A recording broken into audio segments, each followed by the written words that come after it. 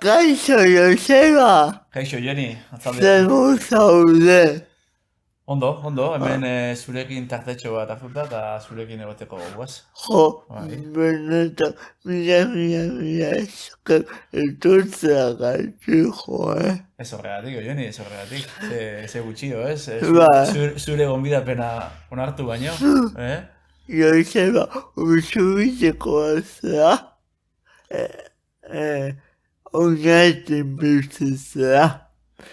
Eta txirrindularitza munduan ikusi ezazaltugu nolatan txirrindularitza mundua.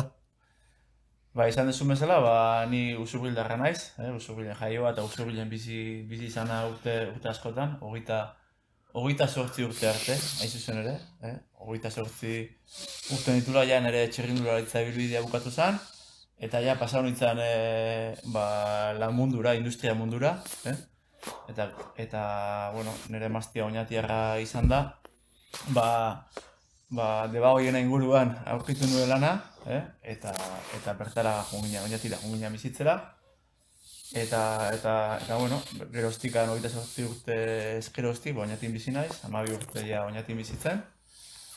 Eta bueno, zuk esan dezu bezala, bai, txirrindularitza munduan ibilia urte askoan, 28 urterekin utzi nun txirrindularitza, 6 urtez Euskaltel Euskaldun profesional bezala, eta bueno, nolataz, gehien bat, etxetik zetorkigun afizioaz bultzatuta, ez? Gura eta bultzatizugun txirrindularitzako argori, eta bai nire anaiari imarri eta bi hori txiki-txikitatik sartu zigure txirrindularitzako arra, eta bertan bai maila txikienetatik, bai kadete, alebin, infantil, juvenil mailetatik, urte askoan txirrindularitzan ibiliak. Eta ben ja afizionatatek aurrera, gure lanbidea izango tezan bide hortan, ez? Eta 22 urtetatik 28 urtetara txirrindulari bezala. Bai. Lanean edo bentsat gustoko tokian eta hortxe bilin ginen, bai. Eta gainera, ekipo onpartean, osea, Euskaliko ekipoan, osea, nahiko ekipo indarutsu batean, ez? Bai, egia esan guk sorte handia izan ginen gure garaiko inguruko txirrindulariak, orain berriz ere, badirudi, bultatzen dabilela Euskadi Fundazioarekin, berriz ere talde hori, baina, gure garaikot txirrindulariak sorte handia eta aukera handia, Euskaltel Euskadi bezalako talde indartsu baten korritzeko, eta egia esan, sorte handia eduki ginen, zeren eta gure aurretiko txirrindulari batzuk ez duten eduki sorte hori, ez zegoelako talde indartsurik Euskal Herri mailan, eta guk sorte hori eduki ginen, eta egia esan oso eskertuta, bai Euskadi Fundazioa lan agintzuten agintari eta jende guztiari, eta esan bezala sorte handia eduki ginen, talde indartsu hortan korritzeko aukera izateagatik. Eta, egia esan oso horitzapen hona lortutako guztiarekin, ez, taldean bitartez. Zer eman duzu txirrindularitzak? Gehien bat disiplina handia. Dakigun bezala txirrindularitza kirol exigentea, gogorra, eguneroko tasunean esfortzu handia eskatzen dizun kirol bada, hortik aparte resistentzia handia behar dana, bai fizikoki, mentalkire oso prestatuta egon bertzea egunero zure onena emateko bai entrenamenduetan eta bai lasterketetan, eta gehien bat disiplina, ez? Eta hortik aurrera jende asko, jende on asko, lagun asko, eta oroitzapen onak ditu danak, lagun horiek ezagutu izana eta geroztik harremana mantentzen dugula, naiz eta batzutan distantzia, baina behintzat hor daudela, ez? Hortik aparte, nik beti izaten dut, Euskal Herria asko ezagutzeko aukera eman dit. Euskal Herriko errepide askotan entrenatu, korritu, pasa naizelako, eta horregatik gaur egun Euskal Herriko errepide gutxiengo dira, azkenean pasa ez ditugunak, eta baita ere, munduan zehar ibili garenean, munduan zehar pasautako errepideak, ez? Bai Belgika, Frantzia, Italia, eta beste hainbat herrialdetan, errepide pila bat, eta bai mendiak, eta lautadak, eta, egia esan, txirrindularitzak hori ematen dizu, ez? Lasterketak herrialde askotan izaten dira, errepide asko pasatzen dira, eta, buruz ni egia esan kokapen aldetik eta beti nahiko ona edukidet eta gaur egun bai pasatzen bari naiz, ez dakit Frantziako errepide batetik, txirrindulari nintzanetik pasa ez nintzanak, beti gogoratzen ez, hemendik pasatan hau ni noiz eta horrek ilusio handia egiten du ez, eta ematen dizu, aurrera segitzeko bidea. Etapa bakoitza berdina izaten da. Ez, etapak ezberdinak, ez, badaude etapak lauak izaten direnak eta esaten den bezala sprinterrentzat edo bideratuak izaten direnak, eta beste etapa batzuk berriz, mendikoak, ez. Txirrindulari bakoitzan ezaugarrien arabera, txirrindulari batzuk hobeto moldatzen dira lautadako etapetara, nire kasuan bezala, ez. Bai, nire fizikoki, nire alturagatik eta nire pisuagatik, lautadako etapetan hobeto moldatzen ditzan, eta beste batzuk aldiz, mendiko etapetan, pisuz arinagoak direlako, edo gaitasun hobeak dituztelako igoretarako, mendiko etapetan ondo hobeto moldatzen zirenak, ez? Gero beste espezialidade bat izaten da erlojupekoa, eta hor bakoitzak bakarka egin beharreko lana, bakarkako erlojupekoak direnean behintzat, eta taldekakoa direnean, taldeko lan garrantzitsu bat ikusten den disiplina da, ez? Eta, modalidade ezberdina daude, etapa ezberdinak, mendikoak, lautadakoak, eta erlojupekoak. Hori da pixka bat, nik uste laburbilduta izan daitezken etapak txirrindularitzako, errepideko txirrindularitzak. Zer dago, herri batetik korritzea edo mendietatik? Nik uste, herrietatik pasatzeak badaukala bere xarma, askotan herrietan jende gehiago biltzen delako, segun ze lasterketetan, ez? Turrean adibidez badakigu mendietan jende pila bat biltzen dela, turra delako, eta turrak alde guztietara erakastun delako jendea, baina beste lasterketa batzuetan, mendiko etapetan, eta mendia pasatzen ditugunean, askotan ez da herrietan bezala jendia egoten, ez? Eta, mendietan pasatzea badauka bere xarma, mendiak erakusten dizun naturarekin lotura hori, eta aldapak igotzeak daukan xarma edo, ez dakit, gusto berezi hori. Baina, herriak pasatzea ere badauka bere gazioa, bere xarma, jende asko pilatzen delako, eta herriak ere, txirrindularitzaren parte direlako, ez? Zer da bizikleta bat zuretzat? Niretzako bizikleta izan da, bizikleta alde batetik bestera mugitzeko, nik uste gaur egun alde batetik bestera mugitzeko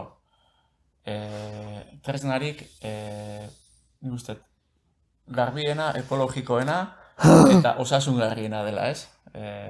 Badakigu bizikletan egitzeak kutsatu ez duela asko gutxiotzen, nik uste gaur egun dauden ibilgailuetan ekologikoena dela, eta beste alde batetik nire barruak askatzeko, nire gozamenerako tresna garrantzitsu bat, eta beste alde batetik orain dela urte batzuk, nire lanbide izan zeneko tresna, ez? Eta, bueno, azkenian, izan dituen bizikleta ezberdinekin, harreman ezberdina egitea lortzen duzu, eta egia esan,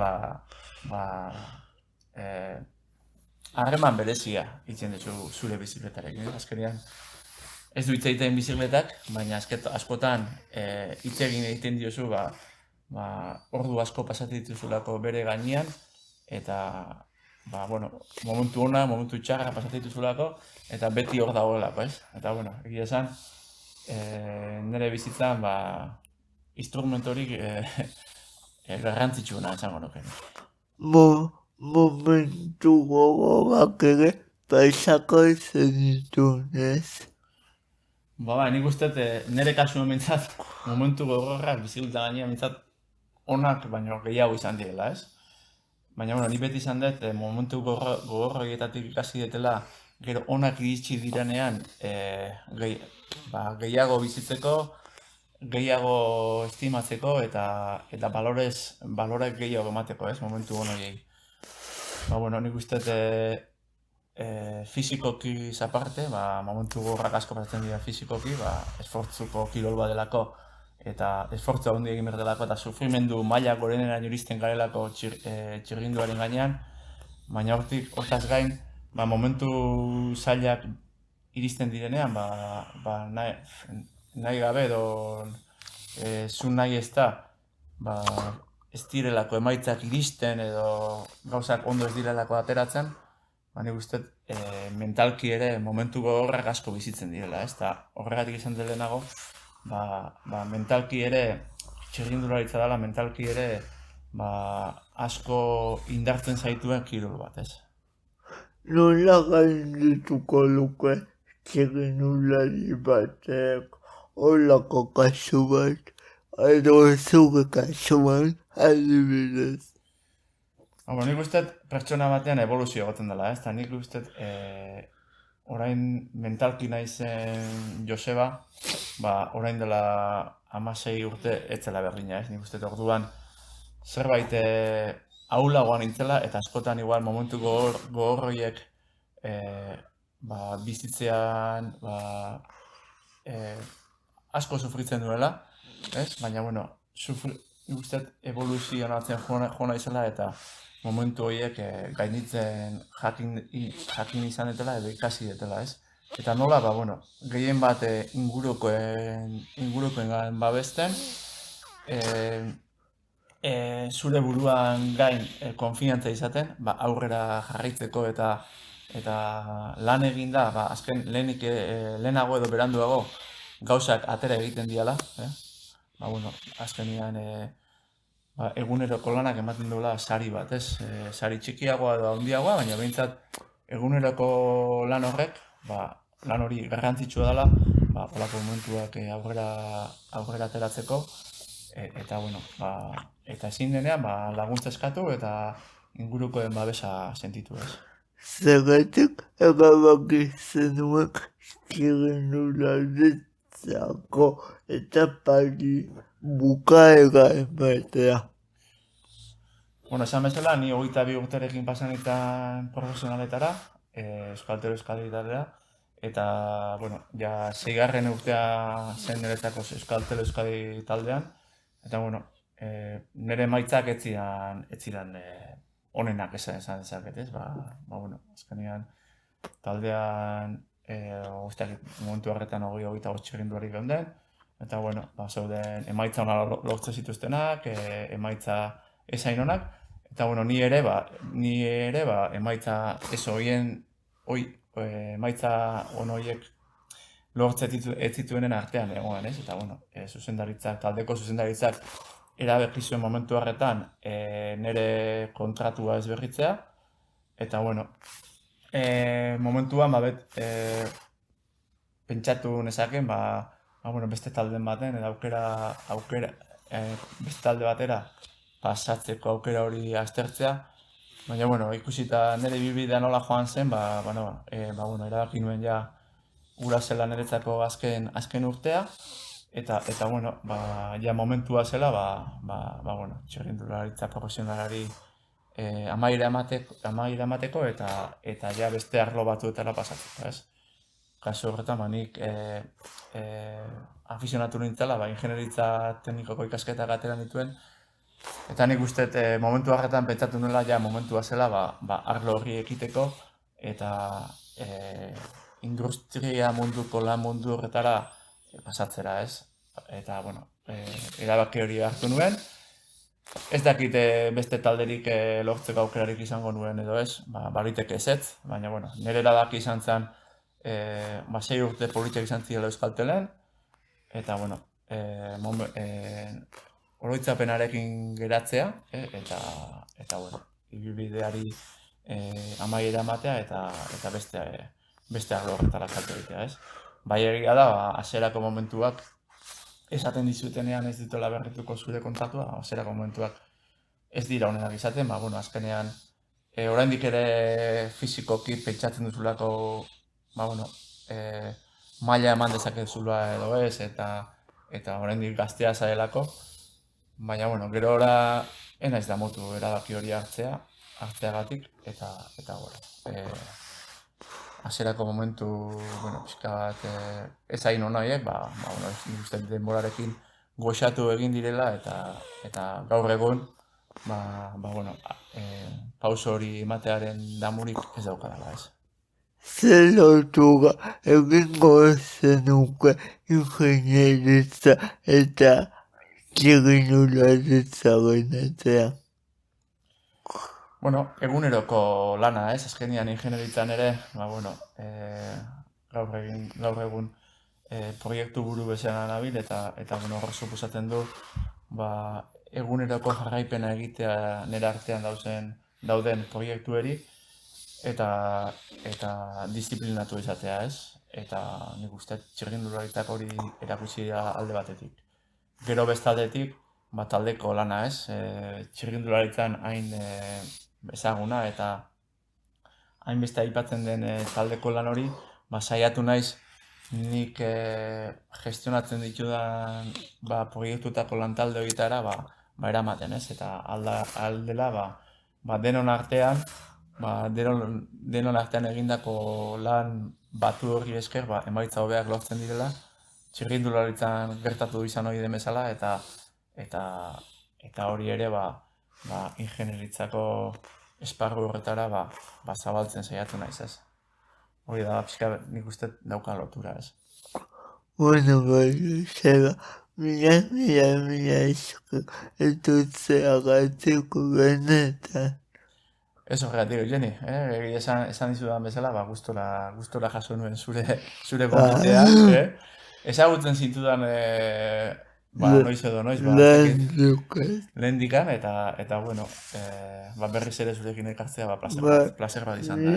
Gogoan dituen zuetortzeko egia izan eta ezagutzeko eta... Oso ondo, Jenny. Bidaleko diego musuan biba guga ikusleen. Bai, noski bai. Gente. Bueno, Agur. Goxu eta besarka handi bat ikusle guztiei.